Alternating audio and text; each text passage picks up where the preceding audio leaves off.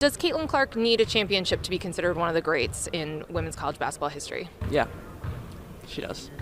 I think so. Because then you're gonna look 10 years back and you're gonna see all the records she's broken and the points and stuff like that.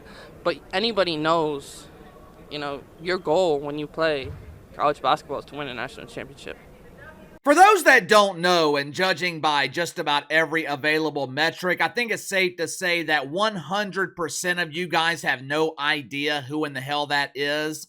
For those that don't know, that was legendary WNBA player Breanna Stewart. Now, Bree is considered a legend for a couple of reasons. Number one, she is a 3-level air baller. Bree has the unique ability to airball from all 3 levels on the floor. Whether it's layups, mid-range, or behind the 3-point line, if Angel Reese is unavailable, Bree can take care of the airballs for you. And number 2, Bree is legendary in the WNBA dump because of her world-famous Bree stew. Bree works the night shift in the WNBA cafeteria, serving hot stew to everyone that's coming in after a hard day's work collecting the neighborhood's trash. Now, all kidding aside, Breanna Stewart she's one of the very few players in the WNBA that actually knows how to play basketball at a professional level. She's a pretty good player, but that clip I just showed you, that clip was from April of this year. This was the precursor to the avalanche of criticism that Caitlin Clark was about to receive from current and former dump divers. Breanna Stewart, she was trying to make the case that Caitlin Clark had to win a championship at the college level in order to secure her legacy. Now, in most cases, I would agree with that assessment, but in the case of Caitlin Clark, it is completely different because Caitlin Clark was able to achieve something that no other woman in the history of women's basketball has been able to accomplish. Caitlin Clark was able to get millions of people to actually watch. Whether she won a title or not, the legacy of Caitlin Clark, it was already established. As you guys know, Caitlin Clark received a shitload of criticism throughout the WNBA season. Her impact on ratings and attendance in the WNBA, it was undeniable, unless you happen to be a minimum wage earner in the dump, or you happen to be one of the jealous women in the mainstream media. All season, we saw jealous women minimize the impact of Caitlin Clark. They tried to claim that the entire WNBA was popular and mainstream. They constantly talked about this supposed rookie class that was revolutionizing the dump. Quick, name another rookie this season in the WNBA. Well, KC, that's easy. Angel Reese. She's a huge star. I figured you would say that, which is fine. That's fine. But outside of Caitlin Clark and Angel Reese, most people could not name another rookie in the supposed revolutionary rookie class. And speaking of Angel Reese, if she is such a huge star, if Angel Reese is a mainstream draw, if she is capable of drawing record ratings and putting a boodle on a bucket seat every 18 inches, if Angel Reese and the entire WNBA are responsible, and not Caitlin Clark, for this past record-breaking season, how come Unrivaled is breaking the bank? How come Unrivaled is practically begging Caitlin Clark to save their new league? If you haven't already, make sure to like and subscribe. You can follow me on Twitter at KC_BTL84. Link to the second channel in the description below. This afternoon on the second channel, we talked about Donnie Lemon making the dramatic announcement that he was leaving Twitter, and the fact that no one gave a shit. So if you haven't already, be sure to subscribe to the second channel. I'm sure some of you guys are wondering, KC, what the hell is Unrivaled? Unrivaled is the newest pretend basketball league that will be starting up in January. The name of the league is very fitting because when it comes to pretend basketball, when it comes to some of the worst basketball imaginable, they really are unrivaled. But the league, It was started by Napheesa, Collier, and Breanna Stewart. It's a 3-on-3 league, and the original concept was to feature 30 of the best pretend basketball players in the WNBA. Now, just to be clear, I don't think this league was designed with fans in mind. This league was not designed to offer you another form of entertainment in the winter.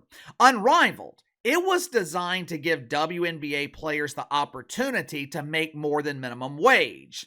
Even though I can't stand the WNBA, I do admire the ambition here. For years, I have called out the incessant whining and complaining in the dump. The constant whining about traveling to road games on the Greyhound bus, the complaining about their minimum wage salaries. I can only afford the kids' meal at McDonald's because I make minimum wage, and they refuse to give me the kids' meal because of my beard. I have been consistent with my criticism of WNBA players and their constant complaining, so it's only right that I give them credit for actually doing something about it. Eventually, I could see Unrivaled being the premier league for women's basketball. I could see Unrivaled replacing the WNBA as the place where the best players want to go. Average salary in the WNBA, $148,000 a year. During their first season, Unrivaled is offering players $200,000 a year along with an ownership stake in the league. Rookies in the WNBA like Caitlin Clark and Angel Reese, if they had to rely on their WNBA salaries, they would barely be able to survive. $75,000 a year, that is not a lot of money in a city like Chicago. If Unrivaled succeeds, it could expand its regular season and eventually compete with the WNBA. But I've got my doubts as to how successful this is going to be. For starters, one thing that often gets overlooked in this record-breaking season in the WNBA is the lack of competition. Vast majority of the regular season played during the summer, where the only thing that the WNBA had to compete with was Major League Baseball.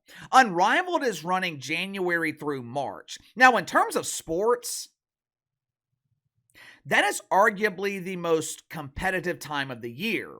End of the NFL regular season and the playoffs, the Super Bowl, conference play in college basketball, then March Madness. Even though the NBA is struggling right now, their ratings tend to improve after Christmas. It's going to be incredibly challenging for a startup 3-on-3 women's basketball league to compete with sports that people actually watch, which might be why Unrivaled set up an arena that holds less than 1,000 people. Well, Casey, that's not true. They had trouble booking NBA arenas because of the regular season. People would pay thousands of dimes to watch these elite athletes compete.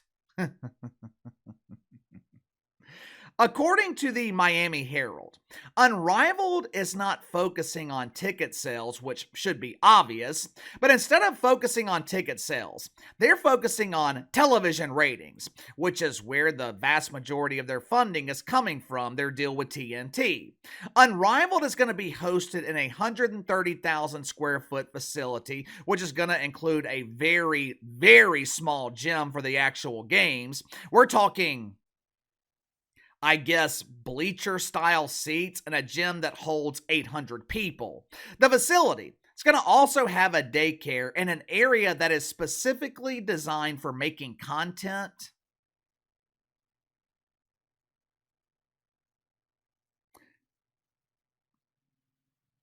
Several weeks ago, I had several people contact me through email claiming that Unrivaled was going to be formatted as a reality television show. I didn't speak about it at the time here on the channel because I couldn't confirm the accuracy of the information. Matter of fact, at the time, people associated with the league, they were claiming that the information was false. And that could still be the case, but why else would they need a facility for making content? Are they recording podcasts? Are they filming promotional videos? Are they making content for a YouTube channel? I thought this was supposed to be a professional basketball league.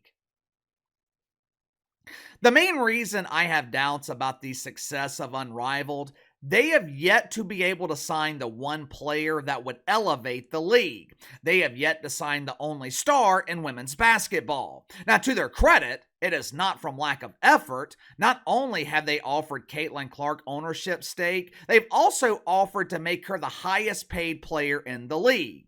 According to Front Office Sports, Unrivaled has offered Caitlin Clark over $1 million. Since I'm not an expert in math, I contacted our resident math expert here on the channel, the lovely Mina Kimes. I asked Mina to compare Caitlin Clark's WNBA salary to the offer that she received from Unrivaled. Hey KC, it's me, Mina Kimes, pretend NFL analyst. I crunched these numbers for you. The offer she received from Unrivaled, it is approximately $925,000 more than she is making in the dump. And by the way, quarterback play in the NFL is the best it's ever been. These young quarterbacks are amazing.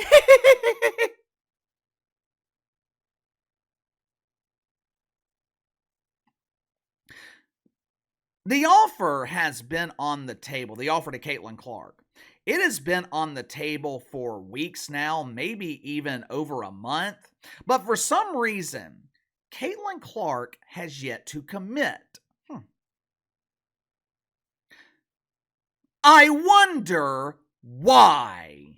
You know, this turnaround is amazing. All summer, WNBA players shit on Caitlin Clark. All season, they downplayed her impact. They insinuated that Caitlin Clark is not bigger than the WNBA. But as soon as they start their own league, they go running to Caitlin Clark. The same Caitlin Clark that had minimal impact on the dump.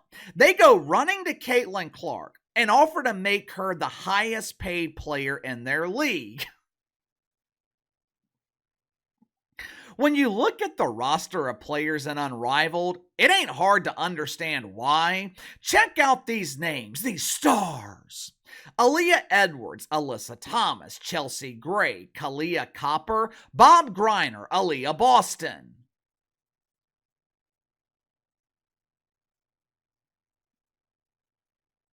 Who, and who? Who in the hell are these people? Why would I tune in to watch a startup 3-on-3 basketball league with players I've never heard of? That doesn't sound like a basketball roster. It sounds like the payroll at the Waffle House. No wonder they are begging Caitlin Clark. I'd be begging her too. I guarantee you, TNT is pressuring Unrivaled to sign Caitlin Clark. TNT, I wouldn't be surprised if they offered her $10 million a year, because without Caitlin Clark, the only place these ratings are going is directly in the pooper. Question is, will Caitlin Clark accept the offer? You tell me. I think she probably will, but there's part of me that wonders if she will decline the offer based on spite alone. What do you think? Sound off in the comments below. Best way to contact me is through email, btlkc84@gmail.com. I'll see you guys tomorrow.